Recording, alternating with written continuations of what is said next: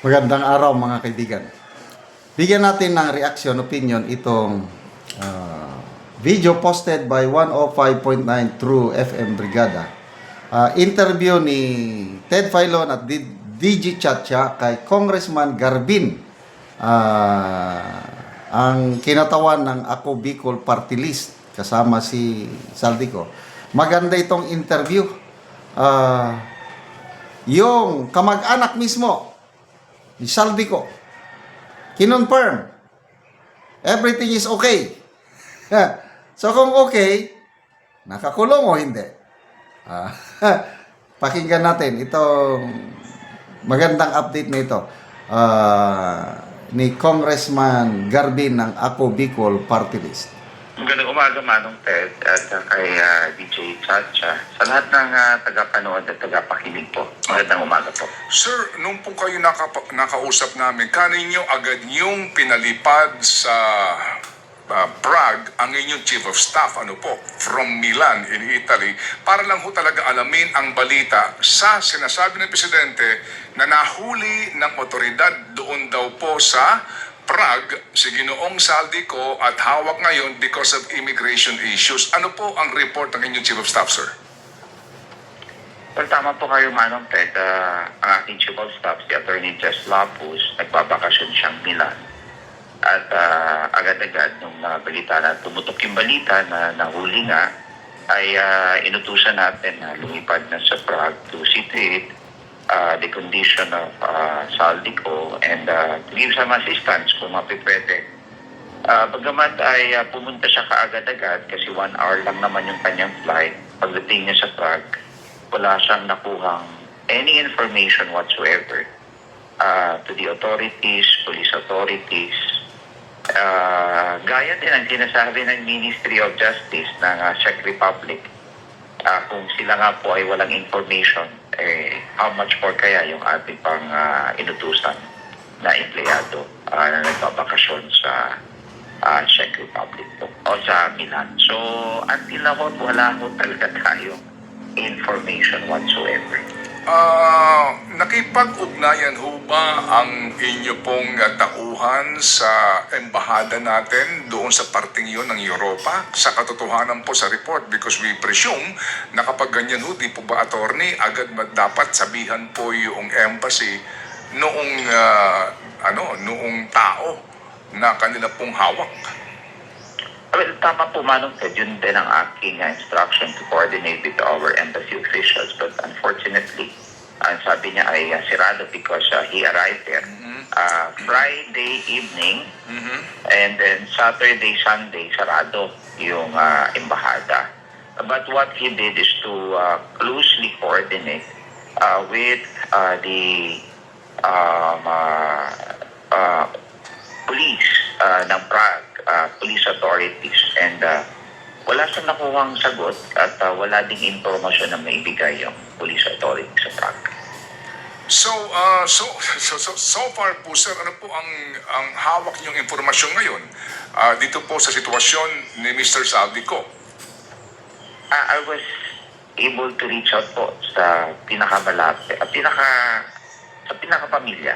Yan na, Sagot pamilya. lang nila sa akin at everything is okay. Okay. So, may chismis na lumalabas na kasama daw yung buong pamilya doon sa pag-cross the border. And we say kasama yung buong pamilya ay siyempre kasama yung mga anak siguro. But I cannot confirm that. But the only information that I got which is verifiable sa isang kamag-anak ay sabi nila everything is okay. Meaning siguro hindi nakadetain. I don't know kung ano yung gusto sabihin nila noon kasi I want to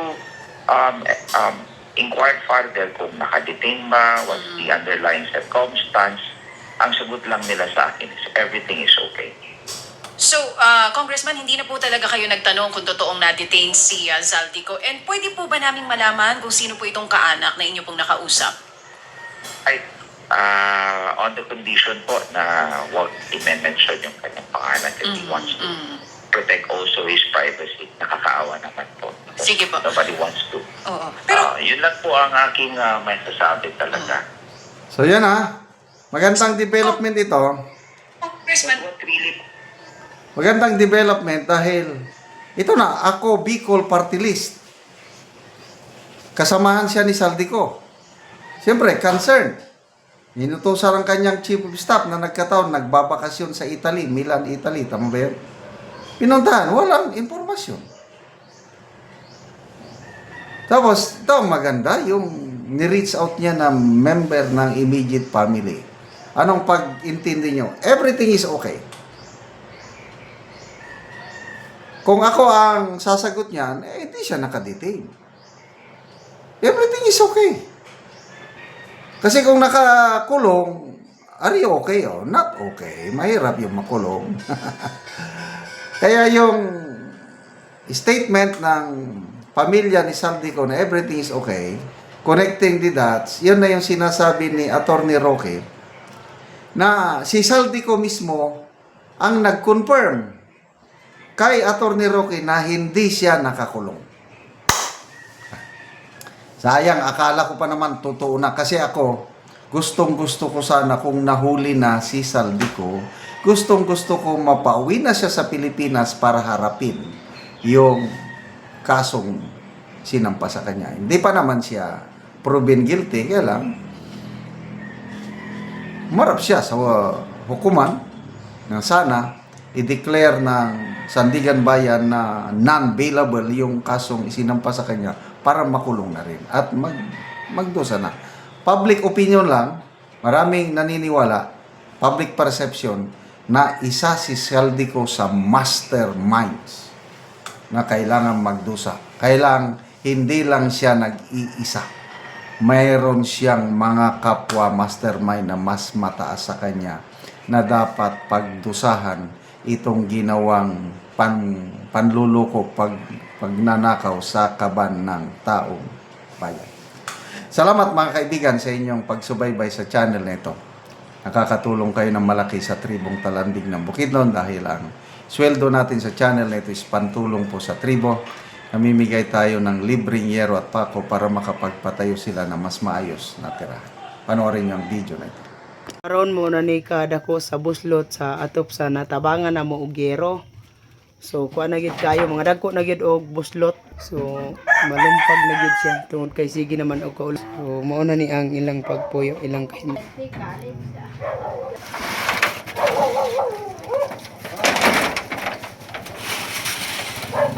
Eh, kaya nilitin po na ako na. Panaan niya kung gusto sa ginala na inom sa abo. Ay, dali ka mo ba? Ay, tumawag ka. Og mao na ni ang among gihatag nga yero. So makaatop na gid sila ang ante. Nay, tumatag na sin.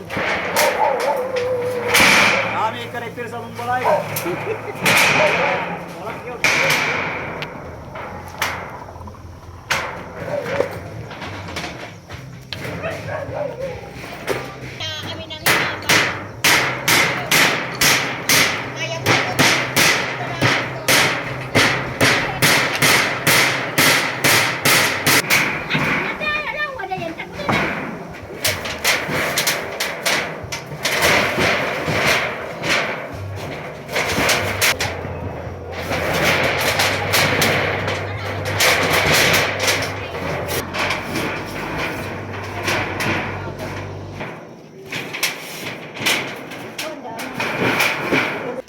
Og karon human na gid sa pag-atop ang among ginahatag nga yero.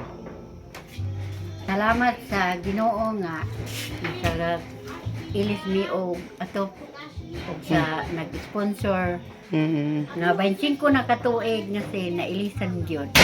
So bansing ko nakatuig ante inyong atop. Oh, 25 na katuig kaya pa na. So nga naman ante sa bansing ko nakatuig wala mo nakapalit og yero nga inyong ikapuli.